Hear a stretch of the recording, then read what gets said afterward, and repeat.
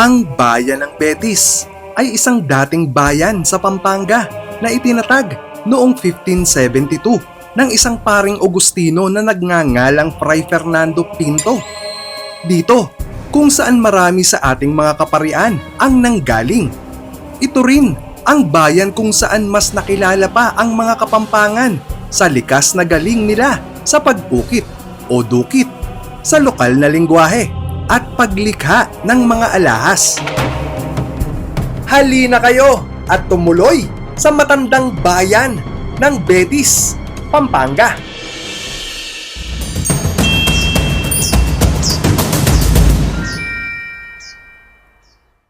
Nanggaling po ang pangalan ng bayan ng Betis sa isang uri ng puno na hitik sa kanilang lugar noon at sa kinatatayuan ng simbahan nito.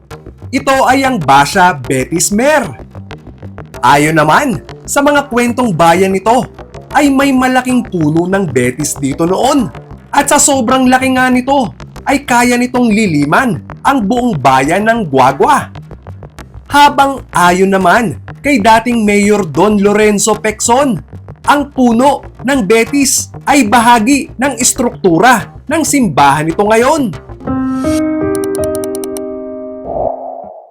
Nang magwakas ang madugong labanan sa Bangkusay na ikinamatay ng isang batang lider, isang unnamed hero na taga Macabebe na kalaunay nakilala sa pangalang Bambalito o Tarik Soliman.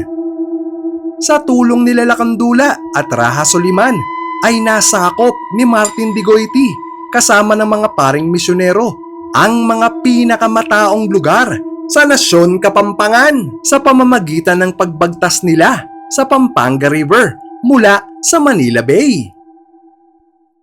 Una nilang nasakop ang Macabebe at Hagonoy noong August 1571.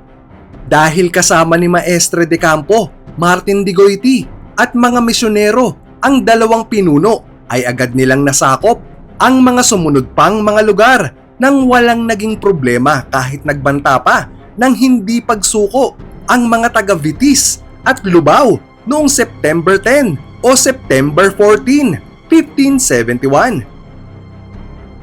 November 14, 1571 ay unti-unti nang inireorganize ng mga Kastila ang mga komunidad sa north of Manila Bay at ipinagkatiwala bilang enkomienda para sa mga sundalong Kastila. Walang naging kakampi ang ating mga katutubo sa lantarang korupsyon, labis na pagmamalupit at hindi magandang halimbawa ng pagiging Kristiyano ang mga enkomyendero. Ultimo ang mga dating datu o raha noon na ginawa nilang mga prinsipalya ay walang nagawa sa mga ito.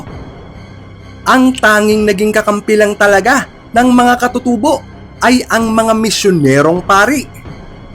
Hindi nagtagal, ang mga lupain ay napunta na sa pangangalaga ng mga praile at dito'y itinatag nila ang mga bayan.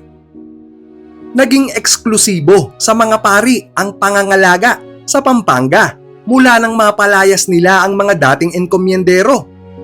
At dito, inaral nila ang mga kultura ng mga ito, maging ang kanilang katutubong wika, at ginawan pa ng libro. Bago magkaroon ng probinsya sa Pilipinas, ay una munang itinatag ng mga Kastilang ito ang mga bayan at lagi nitong kaakibat ang mga kapilya, parokya o simbahan. Kung kaya, sa teknikal na aspeto, isa sa pinakalumang na itatag nila ay ang mga magkakapatid na bayan ng Lubao, Betis at Kalumpit na pare-parehong itinatag noong 1572. Populated o marami ng tao noon sa Betis at si Fray Fernando Pinto, isang Agustinong pari ang namuno sa pagtatatag nito. Na ayon sa mga dokumentong Kastila, ang pagkakasulat nila dito ay Vitis.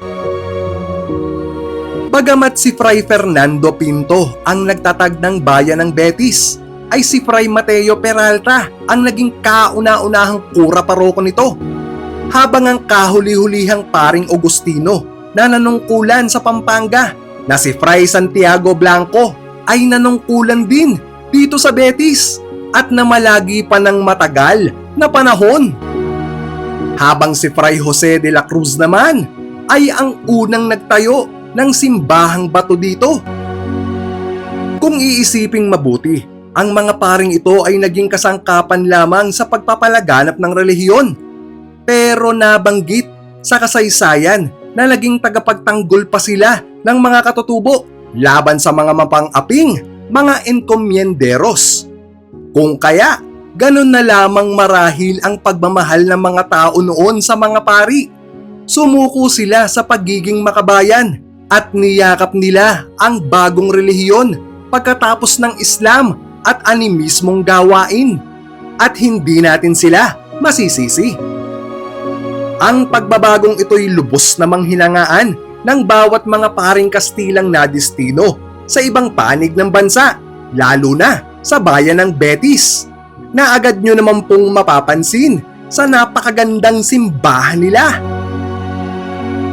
Kung tutuusin, ay mas matanda pa nga ang Betis sa bayan ng Guagua na nilikha noong taong 1590. Ngunit sa kasamaang palad noong panahon ng Amerikano, dahil sa pagtitipid ng pamahalaang insular, ay isinama ang Betis sa bayan ng Guagua.